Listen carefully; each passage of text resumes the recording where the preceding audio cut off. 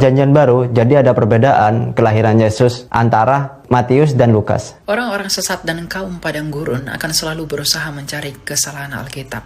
Dengan harapan terbuktinya kebersalahan Alkitab akan membuat klaim mereka menjadi benar. Padahal sejatinya hal tersebut adalah kesesatan berpikir. Tapi meskipun demikian, mari kita jawab keberatan orang ini terhadap Alkitab. Yang pertama, mengenai istilah Firaun. Orang ini berpendapat bahwa Alkitab terbukti bersalah oleh karena istilah Firaun yang digunakan di dalam kitab Kejadian itu tidak sinkron dengan tahun kapan munculnya istilah Firaun itu sendiri.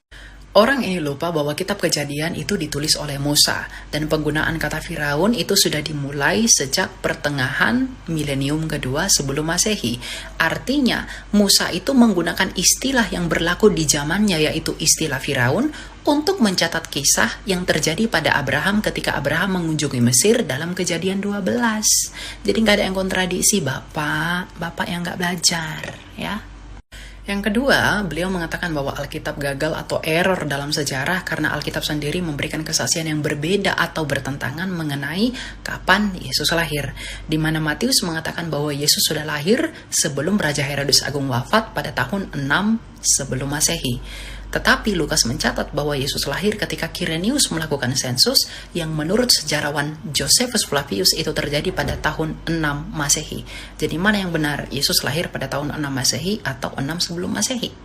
Untuk menjawab pertanyaan ini sebenarnya sangat mudah, karena kita perlu mengetahui bahwa sensus Kirenius itu sudah dilakukan sebelum Yesus lahir ke dunia pada tahun 6 sebelum Masehi.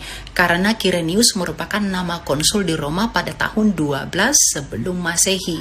Dan sensus itu berlangsung sampai tahun 6 Masehi yang dicatatkan oleh Josephus, yang kemudian menyebabkan pemberontakan Yudas dari Galilea dalam Kisah Rasul 5 ayat 37. Yang artinya sensus ini ada dua tahap. Yang pertama, tahap kepemilikan daerah dan semua properti, yaitu pada Yesus lahir. Dan tahap yang kedua adalah penetapan pembayaran yang menyebabkan pemberontakan yang dicatat oleh Kisah Rasul 5 ayat 37.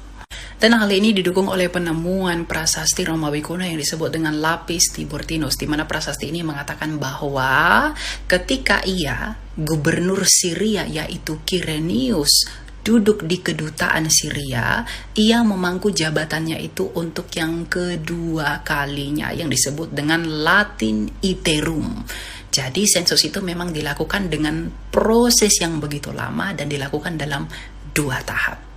Jadi tidak ada yang kontradiksi. Kalaupun kontradiksi, itu akan menjadi kontradiksi kalau kamu kekurangan pengetahuan dan literasi.